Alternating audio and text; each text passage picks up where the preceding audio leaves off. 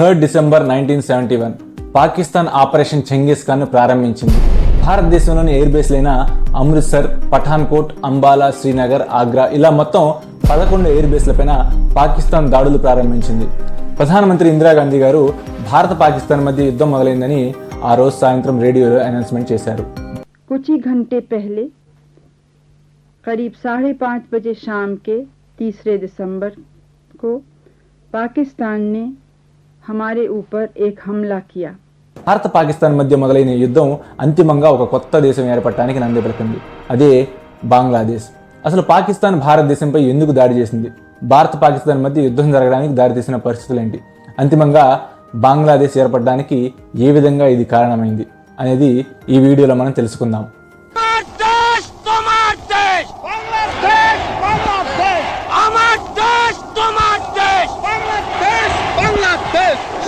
সঙ্গে বলতে হয় বাংলার ইতিহাস এদেশের মানুষের রক্ত দিয়ে রাজপথ।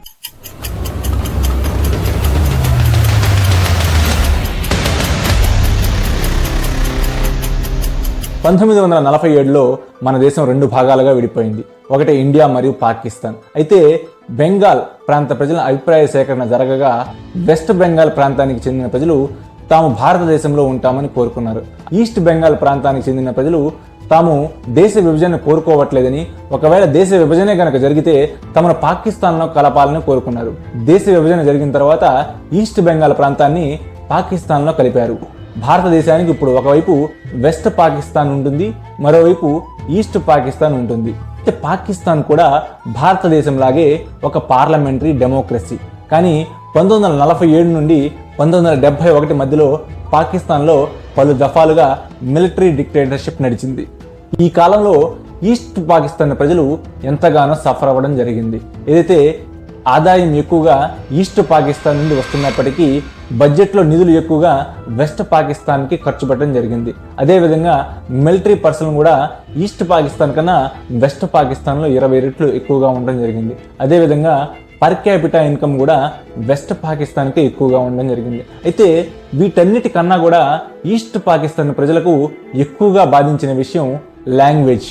ఈస్ట్ పాకిస్తాన్ ప్రాంతంలో మెజారిటీ ప్రజలు బెంగాలీలు.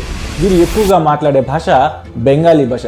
కానీ పాకిస్తాన్ ప్రభుత్వం కానీ పాకిస్తాన్ జాతిపిత అయిన మహమ్మద్ అలీ జిన్నా కానీ ఈస్ట్ పాకిస్తాన్ మరియు వెస్ట్ పాకిస్తాన్ యొక్క యూనిఫికేషన్ కేవలం ఒక లాంగ్వేజ్ ద్వారా మాత్రమే సాధ్యమవుతుందని, అది ఉర్దూ మాత్రమే అవ్వాలని కోరుకున్నారు. సో బలవంతంగా వాళ్ళు ఈస్ట్ పాకిస్తాన్ పై ఉర్దూ లాంగ్వేజ్ ని రుద్దడం ప్రారంభించారు.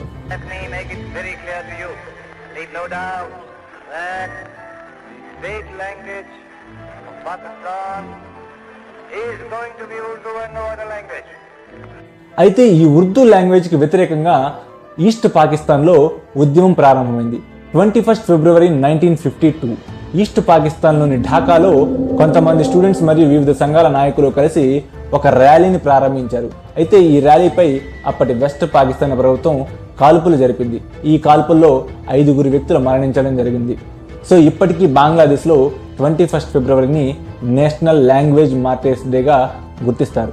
అదేవిధంగా యునెస్కో కూడా 1999లో దీన్ని ఇంటర్నేషనల్ మదర్ టంగ్ డేగా కూడా గుర్తించారు.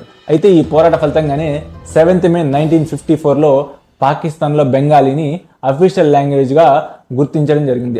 1965లో భారత్ మరియు పాకిస్తాన్ మధ్య యుద్ధం జరుగుతుంది.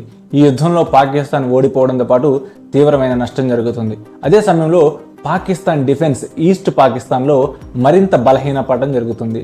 ఇదే సమయంలో అవామీ లీగ్ పార్టీకి చెందిన ముజీబుర్ రెహమాన్ గారు ఒక 6 పాయింట్ ఫార్ములాతో వెస్ట్ పాకిస్తాన్ గవర్నమెంట్కి ఒక నివేదిక పంపుతారు.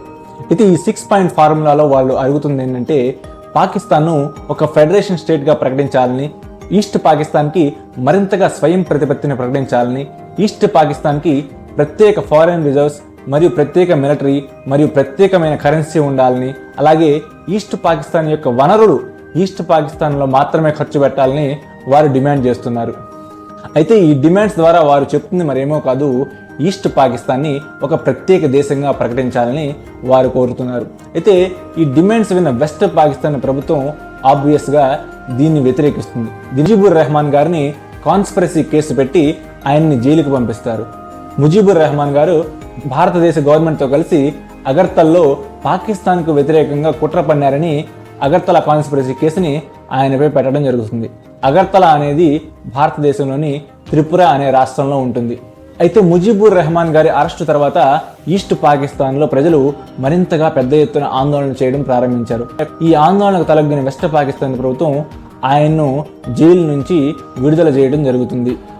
ఇదే సమయంలో పాకిస్తాన్ మిలిటరీ జనరల్ అయిన జనరల్ యాహ్యా ఖాన్ గారు కొత్తగా ఎన్నికవుతారు. అయితే ఆయన మొట్టమొదటి ఎలక్షన్లు జరుపుతారని వాగ్దానం చేస్తారు. అన్నట్టుగానే 1970లో పాకిస్తాన్లో ఎలక్షన్లు జరుగుతాయి. అయితే ఈ ఎలక్షన్ ఫలితాలతోటి దేశం మొత్తం షాక్ అవుతుంది. ఎలక్షన్స్ రిజల్ట్స్లో మొత్తం 313 సీట్లకు గాను 167 సీట్లు ఈస్ట్ పాకిస్తాన్కు చెందిన అవామీ లీగ్ పార్టీ గెలుస్తుంది. ఇదే సమయంలో వెస్ట్ పాకిస్తాన్లో పీపీపీ పార్టీ 86 సీట్లు గెలుస్తుంది. So Awami league party majority కన్నా ఎక్కువ స్థానాలు గెలవడం వల్ల అక్కడ గవర్నమెంట్కి ఫామ్ చేసే అధికారం వాళ్ళకి లభిస్తుంది. ఎందుకంటే పాకిస్తాన్ లెజిస్లేటివ్ ఎలా ఉందంటే ఈస్ట్ పాకిస్తాన్లో జనాభా ఎక్కువ కాబట్టి అక్కడ మొత్తం 169 సీట్లు ఉన్నాయి. వెస్ట్ పాకిస్తాన్లో జనాభా తక్కువ కాబట్టి అక్కడ 144 సీట్లు ఉన్నాయి. సో ఈ 169 సీట్లలో అవామీ లీగ్ పార్టీ 167 సీట్లను గెలుచుకుంటుంది. అధికారం ఏర్పడడానికి కావలసిన సంఖ్యాబలం సాధిస్తుంది. వెస్ట్ పాకిస్తాన్ యొక్క పొలిటికల్ లీడర్స్ ఈ తీర్పునకు వ్యతిరేకంగా అక్కడి మిలిటరీ జనరల్ యాహ్యా ఖాన్ గారితో కలిసి ఈ ఎలక్షన్స్ని క్యాన్సిల్ చేయవలసిందిగా కోరతారు. సో వాళ్ళకి వ్యతిరేకంగా ఫలితం వచ్చింది కాబట్టి ఎలక్షన్స్నే క్యాన్సిల్ చేయమని వారు కోరుతున్నారు. 1 మార్చ్ 1971 పాకిస్తాన్లో జరిగిన ఎలక్షన్లను క్యాన్సిల్ చేస్తున్నట్టుగా జనరల్ యాహ్యా ఖాన్ ప్రకటించారు. అయితే ఇది విన్న ఈస్ట్ పాకిస్తాన్ ప్రజలు కోపంతో ఊగిపోయారు. ఎందుకంటే తాము ఎన్నుకున్న పార్టీ, తాము ఎన్నుకున్న ప్రభుత్వం అధికారంలో లేనప్పుడు తాము పాకిస్తాన్లో ఉండటం ఇష్టం లేదని పాకిస్తాన్ నుండి తమకు ప్రత్యేక దేశం కావాలని స్వాతంత్రం కోసం అక్కడి ప్రజలు రోడ్డెక్కారు. కానీ ఈ నిరసనలను వెస్ట్ పాకిస్తాన్ ప్రభుత్వం ఉక్కు పాదంతో అణిచివేయడం ప్రారంభించింది. ఈస్ట్ పాకిస్తాన్ ప్రజలు స్వాతంత్రం కోసం తమ పోరాటం ప్రారంభించారు. ఈ పాయింట్ ఆఫ్ టైంలో ఈస్ట్ పాకిస్తాన్ ప్రజలు ఇస్లాంని ఒక యూనిఫైయింగ్ ఫ్యాక్టర్గా చూడలేదు. తమ బెంగాలీ కల్చర్ని, తమ బెంగాలీ భాషని మాత్రమే వారు దృష్టిలో పెట్టుకొని చూశారు. అందుకే తమ కొత్త దేశానికి బంగ్లాదేశ్ అనే పేరు పెట్టారు. బంగ్లాదేశ్ అంటే బెంగాలీ లోగోं का देश, బెంగాలీ భాష మాట్లాడే ప్రజల దేశం అది. ఈస్ట్ పాకిస్తాన్కు చెందిన మిలిటరీ ఈస్ట్ పాకిస్తాన్లో ఉన్న ప్రజలపై అనేక దారుణాలకు ఒడిగట్టడం ప్రారంభించింది.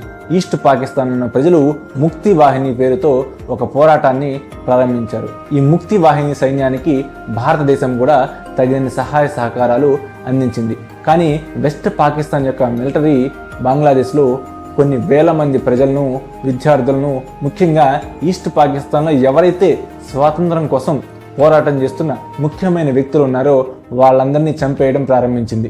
ఈస్ట్ పాకిస్తాన్లో జరుగుతున్న ఈ దారుణాల గురించి ప్రపంచానికి పెద్దగా తెలియలేదు.